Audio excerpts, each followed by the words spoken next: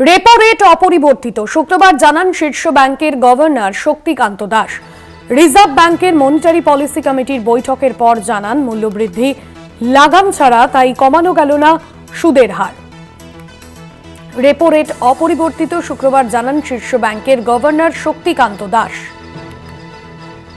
Repo rate অপরিবর্তিত থাকায় reserve ব্যাংকের মনিটারি পলিসি কমিটির বৈঠকের পর জানান এমনটাই, মূল্যবৃদ্ধির লাগাম ছাড়া, তাই কমানো গেল না সুদের হার। মূল্যবৃদ্ধি লাগাম ছাড়া, তাই সুদের হার কমানো গেল না, এবং রিজার্ভ ব্যাংকের মনিটারি পলিসি কমিটির বৈঠকের পরেই এমনটা জানান। পলিটিক্যাল এডিটর আশিস চট্টোপাধ্যায় রয়েছেন ফোন লাইনে। আশিস দা, শুক্রবার শীর্ষ ব্যাংকের গভর্নর শক্তিকান্ত দাস যেমনটা জানিয়েছেন যে বৈঠকের পর মূল্যবৃদ্ধি লাগাম ছাড়া থাকায় সুদের হার কমানো গেল না, আর কি কি কারণ রয়েছে কি জানা যাচ্ছে? দেখো, 4 তারিখে এই বৈঠক শুরু হয়েছিল, আজকে বৈঠক শেষ হয়েছে।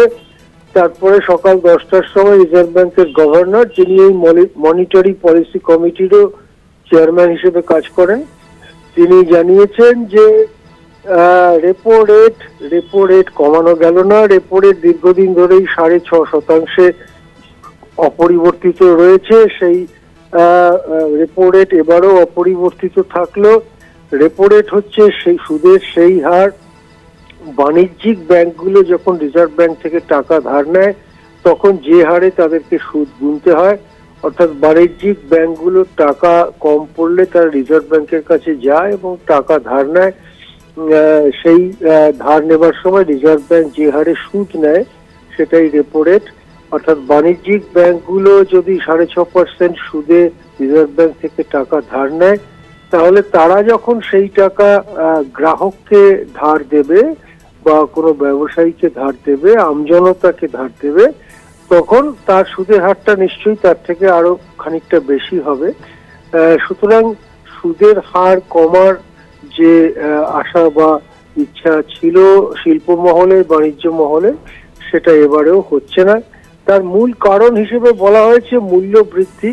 জিনিসপত্রের দাম এতটাই লাগাম ছাড়া ভাবে বেড়েছে এবং অক্টোবরে মূল্যবৃদ্ধি ছিল 6.21%, যা রিজার্ভ ব্যাংকের সর্বোচ্চ সহনসীমার বাইরে।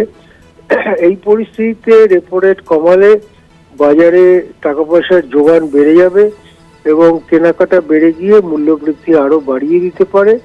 এই আশঙ্কাতেই রেপো রেট কমানো গেল না। যদিও অন্য দু একটি হারে সামান্য রদবদল করা হয়েছে, কিন্তু চড়া সুদের জমানা চলবে এই মিটিং এ বোঝা গেল। 2 মাস বাদে পরের বছরে 2025 সালে আবার মিটিং হবে এবং তখনকার পরিস্থিতি বুঝে রিজার্ভ ব্যাংক তখন যা সিদ্ধান্ত নেবে। আপাতত 2 মাস রেপো রেট 6.5%ই আটকে রইল। ধন্যবাদ আশিস দা।